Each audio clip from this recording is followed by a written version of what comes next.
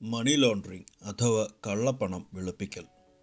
Scarface എന്നറിയപ്പെട്ടിരുന്ന ലോകത്തിലെ തന്നെ ഏറ്റവും കുപ്രസിദ്ധനായ ക്രിമിനലായിരുന്നു അൽഫോൺസ് ഗബ്രിയേൽ കപ്പോൺ അഥവാ അൽ കപ്പോൺ.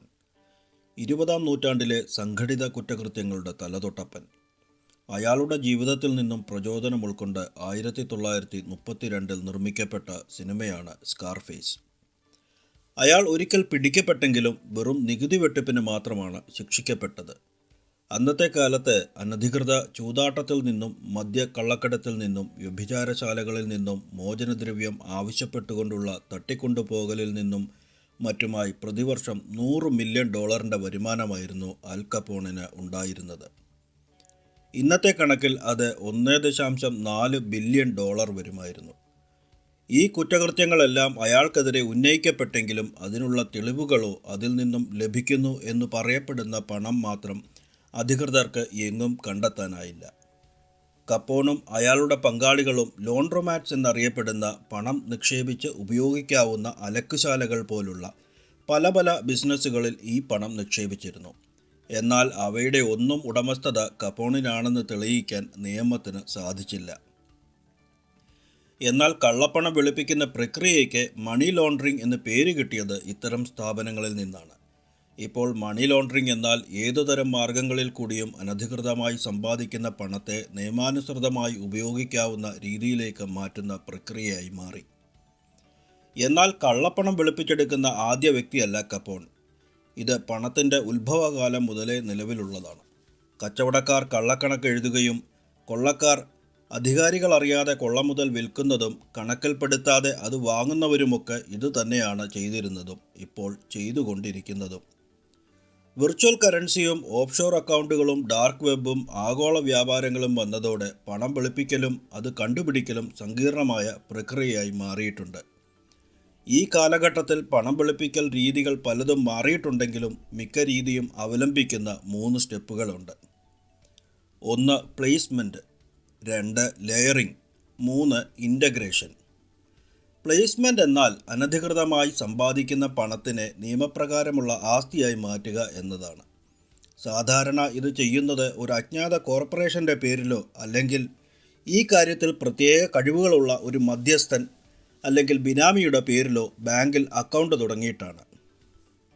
ഉത്ഭവമറിയാതെ വൻ തുകകൾ അടങ്ങിയ അക്കൗണ്ടുകൾ തുടങ്ങുന്ന സാഹചര്യത്തിൽ ഇവർ പിടിക്കപ്പെടാനുള്ള സാധ്യത കൂടുതലാണെന്ന് മാത്രം. ലെയറിങ്ങിൽ ഇവർ ഇടപാടുകളുടെ എണ്ണം വർദ്ധിപ്പിക്കും. ഒരു കടയിൽ നിന്നുള്ള വരുമാനം മറ്റൊരു ബിസിനസ്സിലോ ഫാക്ടറി നടത്തിപ്പിലോ ഉപയോഗിക്കും. അവിടെ നിന്നുള്ള വരുമാനം പുതിയ കമ്പനികൾ തുടങ്ങാനും മറ്റും. അങ്ങനെയുള്ള മൾട്ടിപ്പിൾ ട്രാൻസാക്ഷൻസ് ചിലപ്പോൾ വിവിധ അക്കൗണ്ടുകളിലേക്ക് മാറ്റാം. അല്ലെങ്കിൽ ലക്ഷറി കാറുകൾ, പിക്കാസോയുടെയോ ഡാവിഞ്ചിയുടെയോ പോലുള്ള മഹാകലാകാരന്മാരുടെ ചിത്രങ്ങളോ കലാവസ്തുക്കളോ റിയൽ എസ്റ്റേറ്റ് പോലുള്ള ആസ്തികളോ വാങ്ങാനും മറ്റും ഉപയോഗിക്കും. ഫലത്തിൽ കള്ളപ്പണ സ്രോതസ്സിൽ നിന്നും ഏറ്റവും ദൂരെയുള്ള സ്രോതസ്സിലേക്ക് ആ പണത്തെ കൈമാറ്റം ചെയ്തെടുക്കലാണ് ലെയറിങ്ങിൽ നടക്കുന്നത്. ദിനവും കോടിക്കണക്കിന് വിനിമയം നടക്കുന്ന കസിനോകൾ ലെയറിങ്ങിന് ഏറ്റവും ഉചിതമായ ഇടമാണ്. ഇൻ്റഗ്രേഷൻ. വെളുപ്പിച്ചെടുത്ത പണത്തെ മുഖ്യധാരാ സമ്പദ് വ്യവസ്ഥയിലേക്ക് എത്തിക്കുകയും അതുവഴി കള്ളപ്പണത്തിൻ്റെ ഉടമസ്ഥന് തന്നെ ഉപയോഗപ്രദമാവുകയും ചെയ്യുന്ന പ്രക്രിയയാണ് ഇൻ്റഗ്രേഷൻ. അവർ നിയമാനുസൃതമായ ഒരു ബിസിനസ്സിൽ ആ പണം നിക്ഷേപിക്കുകയും കള്ള രസീതുകൾ നിർമ്മിച്ച് അവ നൽകിയതായി രേഖപ്പെടുത്തുകയോ വ്യാജ ചാരിറ്റി സ്ഥാപനം നടത്തുകയും അവരെ അതിൻ്റെ ഡയറക്ടർമാരിൽ ഒരാളായി സ്വയം അവരോധിക്കുകയും അതിന് അതിഭീമമായ ശമ്പളം എഴുതിയെടുക്കുകയും ഒക്കെ ചെയ്യാം.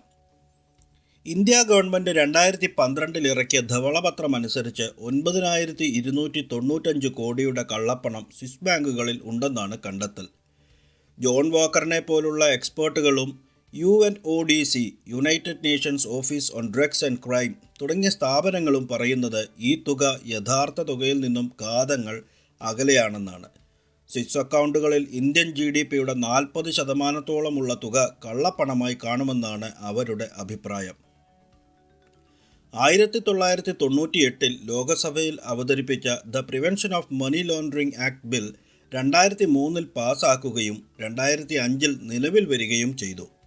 പിന്നീട് ആ ബില്ലിൽ ധാരാളം തിരുത്തലുകൾ വരുത്തിയിട്ടുണ്ട്. അവസാന തിരുത്തൽ നടന്നത് 2019. അമേരിക്കയിൽ കള്ളപ്പണം വെളുപ്പിക്കലിനെ ഒരു ഫെഡറൽ കുറ്റകൃത്യമായി കണക്കാക്കാൻ തുടങ്ങിയത് 1986 മുതലാണ്. അതിനു മുമ്പ് ഇത്തരം കുറ്റകൃത്യങ്ങളെ നികുതി വെട്ടിപ്പായി മാത്രമായാണ് കരുതിപ്പോരുന്നത്. ഇപ്പോൾ ലോകത്തെ വിവിധ സർക്കാരുകളും ഐക്യരാഷ്ട്രസഭയും ലാഭേച്ഛയില്ലാതെ പ്രവർത്തിക്കുന്ന മറ്റ് സ്ഥാപനങ്ങളും കള്ളപ്പണത്തിനെതിരെ വിവിധ രീതിയിൽ പോരാടുന്നുണ്ടെങ്കിലും ഇപ്പോഴും കള്ളപ്പണം ലോകത്തിലെ കുറ്റകൃത്യങ്ങളിൽ വലിയൊരു പങ്ക് വഹിക്കുന്നു. ഇതിൽ ഏർപ്പെട്ടിരിക്കുന്നത് വെറും കുറ്റവാളികൾ മാത്രമല്ല. സർക്കാരിലും നിയമനിർമ്മാണ വ്യവസ്ഥയിലും ഉയർന്ന തസ്തികയിൽ ജോലി ചെയ്യുന്ന സർക്കാർ ഉദ്യോഗസ്ഥരുമെല്ലാം ഇതിൽ ഇടപെട്ടിട്ടുണ്ട്. ഓരോ വർഷവും എത്ര കോടിയുടെ കള്ളപ്പണ വ്യവഹാരമാണ് നടക്കുന്നതെന്ന് ആർക്കും ഒരു കണക്കുമില്ലെന്നതാണ് വാസ്തവം. Thank you.